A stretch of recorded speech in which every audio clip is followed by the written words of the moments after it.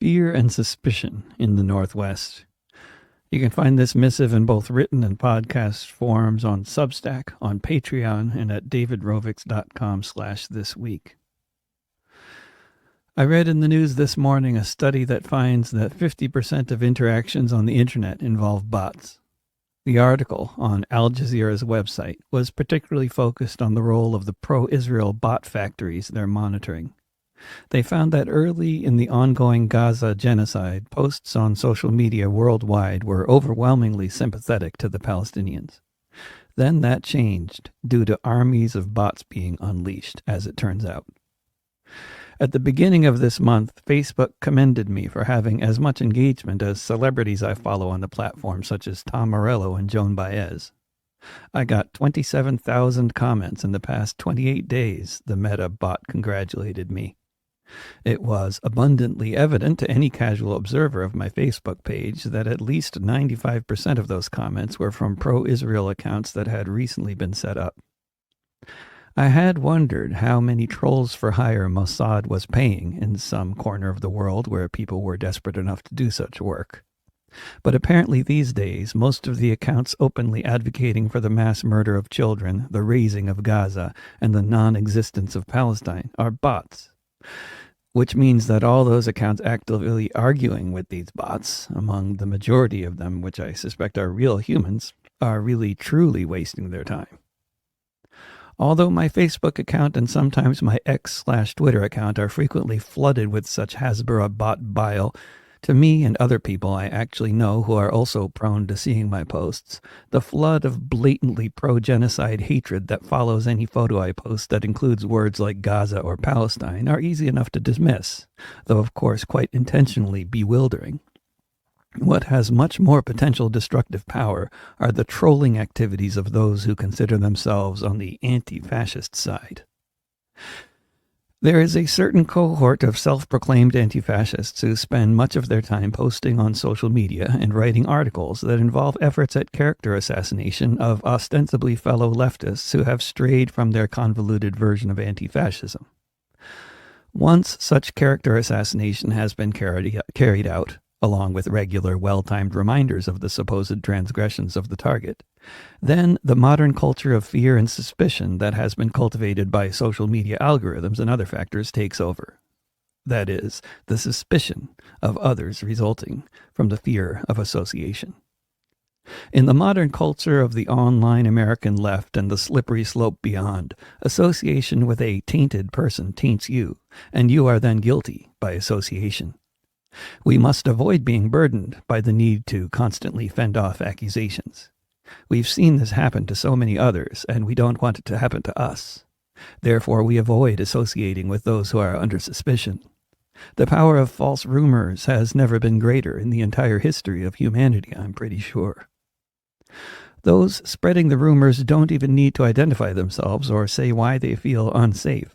They need only make the accusation anonymously online, and it must be believed, or else the unbelievers may be tainted by their unbelief and accused of all the same transgressions as the one they are possibly about to be guilty of associating with. Thus, Rose City Antifa cult guru Shane Burley posted a video shot of me surreptitiously and from a safe distance, from behind me, as I was busking near the library at Portland State University while it was occupied by protesters. David Rovics seems to think the world just loves him as much as he loves himself, he posted, attempting to mock the notion that I was having an album release party on the sidewalk with an audience of disinterested passers-by, as I had joked I was doing. I am guilty of loving myself and thinking the world loves me, because I play music in front of audiences on occasion, I guess. Shane employs the same type of condescension in his posts as the Hasbara trolls do, and as all the trolls do, in an effort to toxify the target of their condescension. He developed his interest in destroying my career when I violated the rules of his anti-fascist principles by communicating with the wrong person.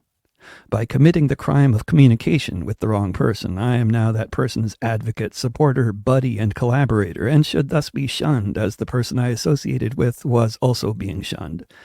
For other reasons? The same reasons? It doesn't matter. Shun them all to be safest. Spotify doesn't allow comments, and thus trolling on the platform is pretty much impossible.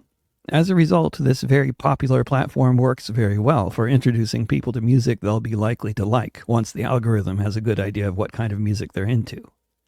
This is how I get a significant percentage of my new fans on the platform.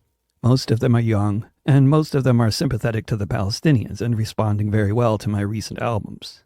People are streaming over 100,000 of my songs on Spotify each month. It's when they move onto other platforms where anyone can post and comment, where they may learn about my many scarlet letters. Between the time a fan from Spotify organized an appearance on the campus in Eugene and the time I arrived in Eugene, someone let someone else know that this guest is tainted by association with the wrong person, and associating with him may taint us too, regardless of the veracity of any of the allegations. Best be safe. The truth doesn't matter anyway. Being tainted means being rendered ineffective, and this work is too important. Safest to shun, to isolate, to divide, to be as pure as possible, and thus hopefully avoid our own cancellation.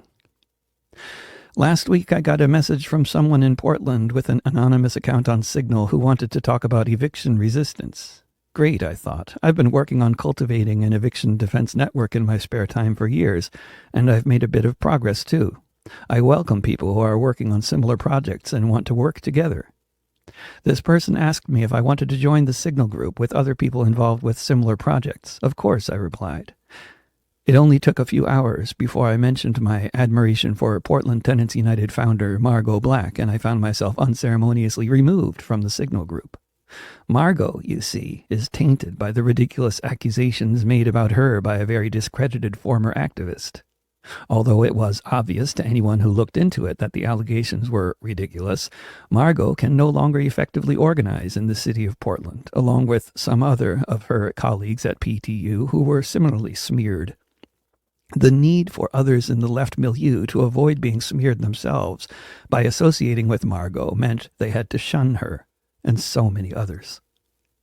Even mentioning her name in a positive light today will get you immediately kicked out of a Signal group by people who themselves openly admit to me that they haven't looked into the accusations against Margot. It's all before their time, they say, but they trust their colleagues who believe the accusations to be true. Their colleagues, in this case, may be anonymous accounts on Signal, but that's good enough. Victims don't need to reveal their identities or say why they feel unsafe. That's against the new rules of communication that seem to have been written by COINTELPRO. Last weekend, I played 3 gigs in different parts of the Northwest outside of Portland. This weekend, the Northwest Tour continues with a Sing Out for Gaza and a concert in downtown Portland. I managed to catch up with a bunch of different friends in various places on my little trip. I was in Vancouver, BC on Saturday. Among the folks I visited was longtime internationally traveling journalist and brilliant singer as well of proud Lebanese heritage Hadani Ditmars. She had just recently written about a jarring experience where she visited the pro-Palestine encampment at the University of British Columbia, and after an hour of talking with various folks there, she was escorted off of the campus by masked, self-appointed encampment security people who claimed with no basis that she was a Zionist. I visited an old friend in Seattle who has started a line of coffee she's calling anti-fascist coffee. The coffee is fantastic. In her efforts to spread the word about it on social media, she has found herself getting attacked by a handful of accounts that are saying all kinds of snarky and nasty things, denouncing her line of coffee for one reason or another.